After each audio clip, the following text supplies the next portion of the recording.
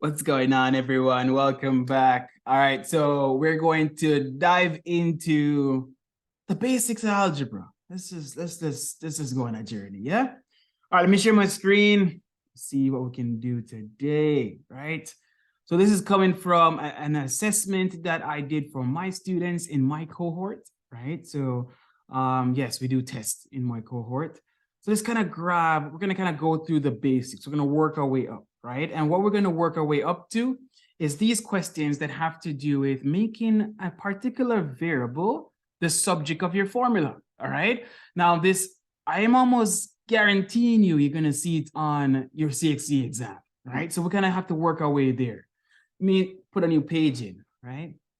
Now, when it comes on to changing the subject of the formula or making another variable the subject of the formula, I want you guys to understand that you're essentially solving for that variable, all right? So if I give you this, x plus 3 equals to 7, right?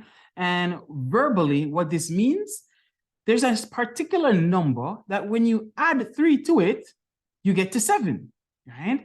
Now, a lot of you smart kiddos would probably tell me 4 really quickly.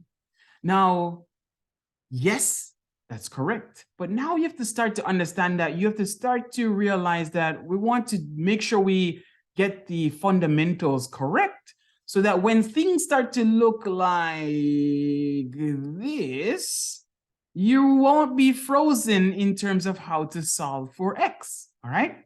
Now, what's kind of key to this is understanding what objects are doing, all right? Now, when I say that, there's only 4 things that an object can do. It's either adding, subtracting, multiplying, or dividing, right? Those are the 4 things that we can do, right? Now, when it comes on to solving or changing the subject of the formula, right now, we want to make x the subject of the formula, and by making x the subject of the formula, we have solved for what x would be equal to, right? So it's kind of the goal. Now we identify where's that variable. The variable is either on the left side of the equal sign. This is the left side, right? This is the right side, okay? Now, to get to the point of having x by himself, we have to ask ourselves, what's the thing that we need to get rid of? So what is on the left-hand side that we need to get rid of? And if you notice here, we see a +3. Now, to get rid of something, you have to do the opposite of it. So the 3 is adding. So I have to subtract 3. That's my first step here. And then what I do to one side of the equal side, so I did that to the left side of the equal sign, right? And that kind of erases this guy. But I have to do it to the other side of the equal sign, right? So now I'm going to have 7 minus 3. So x is equal to 4. Okay? That matches the number that you guys probably told me initially as the answer, right?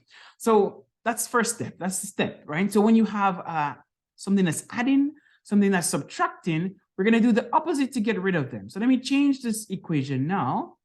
Let's kind of change it right here now. We're going to change it to subtract 4, right?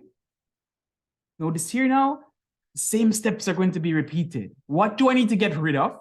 That is on the same side with the variable that I don't want. So if you notice, we want to have x by himself. And so to get rid of everything, we have to see, okay, the -4, we need to get rid of him. What is he doing? He's subtracting. So I have to do the opposite once again. Opposite of subtract is to add 4. Do you erase him? What you do to one side, you have to balance it by doing it on the other side, right? So then x is going to equal to 7 plus 4. And that unknown number that you're trying to solve for is 11, right? Hope that making sense. Now we're going to layer it up now, okay? We did add, we did subtract. Let's do some multiply. So we're going to have 2x equals to 6. Let's kind of talk about what this means verbally. Verbally, this means, and when you see 2 and x and they kind of clamp together, they're multiplying, all right? So 2 times a particular number gets you to 6. 2 times which number gets you to 6? I'm pretty sure a lot of you are shouting to me, x equals to 3. 2 times 3 gives you to 6, right? Now we have to kind of figure it out from steps now. Now, once again, we ask ourselves, where's the variable? The variable's on the left-hand side. What's on the left-hand side that we don't want? We want x equals to something, right? What here is different that we need to get rid of? The 2. Now the 2 is multiplying, so we have to do what? The opposite of multiply is to divide by 2, because this erases this. What you do to one side, you got to do to the other side of the equal sign. So hence, then I have x equals to 6 divided by 2, which means x is equal to 3. Okay, all right. Pretty simple, right? I hope so. Let's keep on going. Let's go to x divided by 2 equals to 10. Now we see a divide type of example here. Now remember, I can write division like this. This is the vertical way. I can write it the horizontal way also. Horizontal. X is divided by 2. Okay? So when something is a fraction, it's secretly there's a division happening. All right? Let's do it with regular numbers so you understand what I mean. I can write division as this, 6 divided by 2. Or I could write it like this, 6 is over 2, like a fraction. It means 6 is divided by 2. There's the same meaning. All right? So let's make sure that's pretty clear. Once again, the x is on the left-hand side. So I ask myself, what's on the left-hand side that I don't want?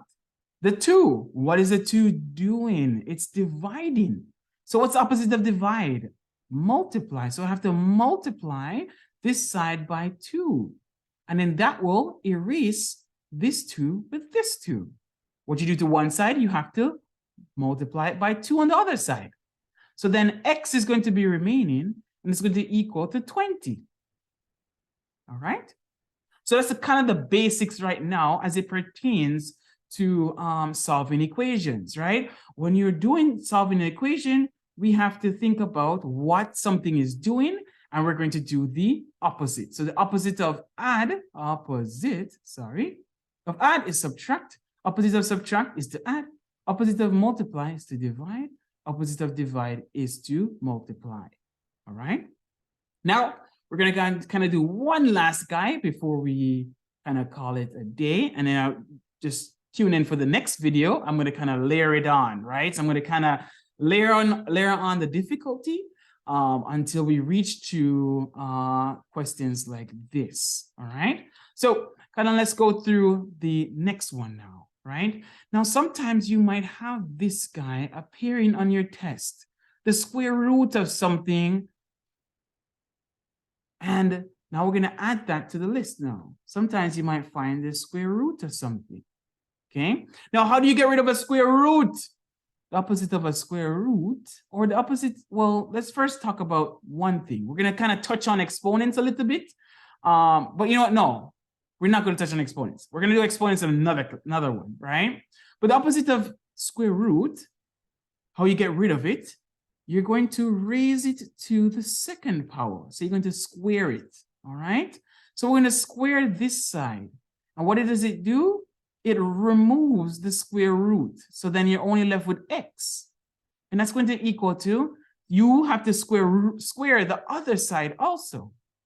Okay? Now the only thing I would touch on for exponents though, when you have 10 squared, that thing on the top, this squared, it means it's telling you how many times that bottom number or the base needs to repeat. So I see 2, so I know I'm going to have 2 of those 10s being there. And when you do this, it's all about multiplying, all right? So 10 times 10 will give me 100. So x will be 100, all right? Now, let me kind of close off by kind of giving you a quick exponent, little things to remember. So if it's 10 to the third power, this 3 is telling you how many times that base is repeating. So I have 1 time, 2 time, 3 time. And I just fit it in with multiplies. And that will get you to your answer of 1,000. All right? Let's keep on going. Let's do a couple more examples. 5.1 squared. The rules don't change. This is telling you how many times that base is going to repeat. So it's 5.1. 5.1. So it's really 5.1 times 5.1. And you get your answer, push your calculator, get your answer, or you should know how to multiply decimals, right? Or I can say 0.2 to the third power. The rules don't change. So 0.2 is going to repeat 3 times, and I'm just going to fill in the multiplies. Okay, and I'm going to get my 0.08 as my answer. All right, I think it's 0.008 actually, right? So I want you guys to understand when it comes down to exponents, just remember the bottom number. Let me just kind of put this right here, 5 to the 4th power. This is called the base. This guy is called the exponent. The exponent is just describing how many times the base will repeat. So 4 times, I'll get a 5, a 5, a 5, a 5. Fill it in with some multiplies in between them and have fun and push a calculator. All right? So that's it for this. Stay locked for the next session where we're going to layer on a little bit more as it pertains to solving equations. And then ultimately, we're going to kind of tie that into how to change the subject of an equation. All right? Have a good one. I'll see you guys later. Bye-bye.